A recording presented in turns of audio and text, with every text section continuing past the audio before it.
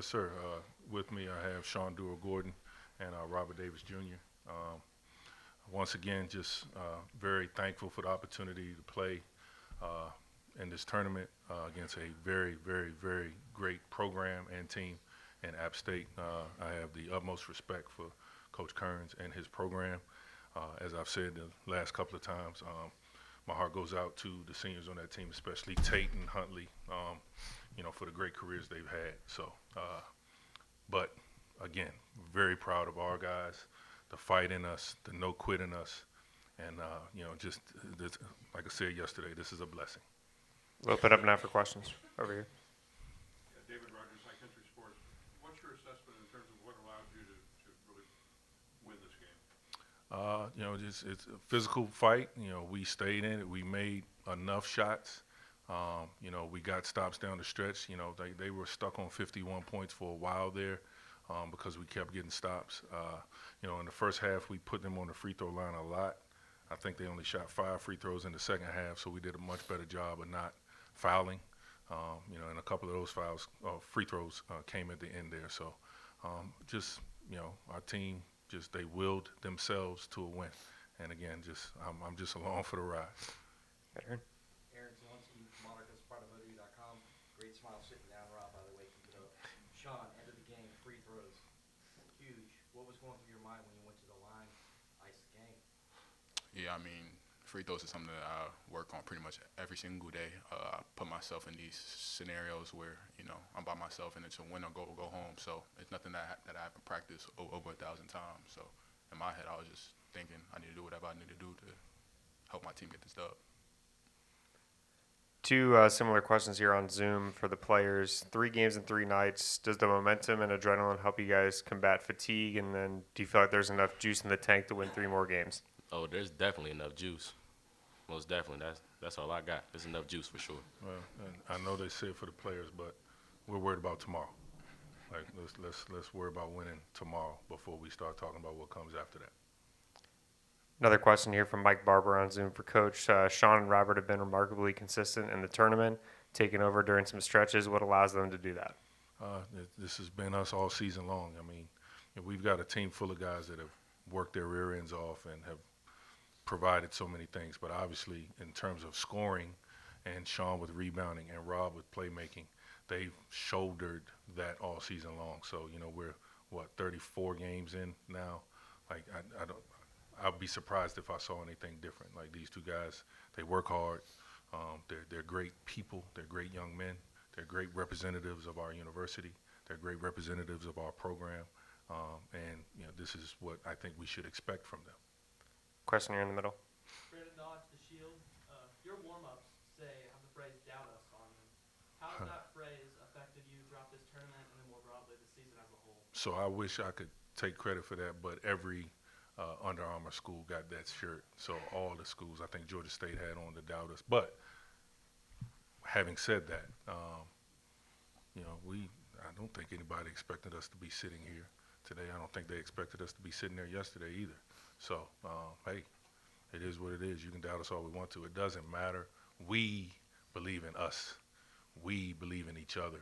And, again, you're going to hear me say it. We thank God. We are blessed to be here, and we're embracing our blessing. Question here in the front. Mike Langston, PrideVoting.com. Down 6 at the half. Second half, defense ratcheted it up. You held them to 23% in the second half from the floor. How does it feel to have a defensive performance as a team and a unit lead you to victory like this? Who are you asking, Mike? All of them. I mean, I'll start. It comes down to connectivity. We've been preaching that pretty much all season, but more so like it's been an emphasis the last couple of weeks preparing for this tournament. We needed to be connected on all fronts, especially on the defensive end, and I feel like you can see it.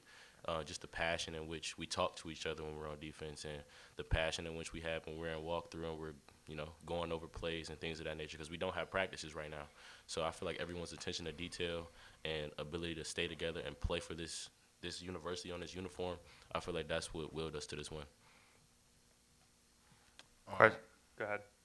I was just going to say, just to piggyback off of what Rob said and, what Coach has been basically preaching to us the whole season that, stops is gonna be able to keep us in pretty much any game we play.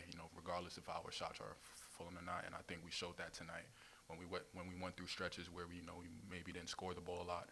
I think the stops is what really made this game the way it was, and especially down the stretch, was put us in a great position. Question from Harry Minium for you, Coach, on Zoom. You guys didn't play Troy this year, but obviously you probably looked at their film. What problems do they present for you guys?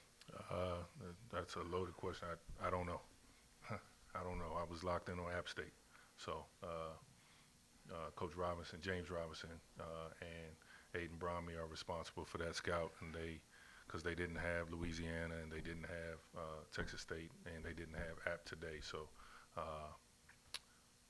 once Louisiana won on Tuesday, they had Louisiana Monroe. So once Louisiana Monroe lost, they went to work on Troy. So, but they know not to mention anything about a future opponent to me, because for what?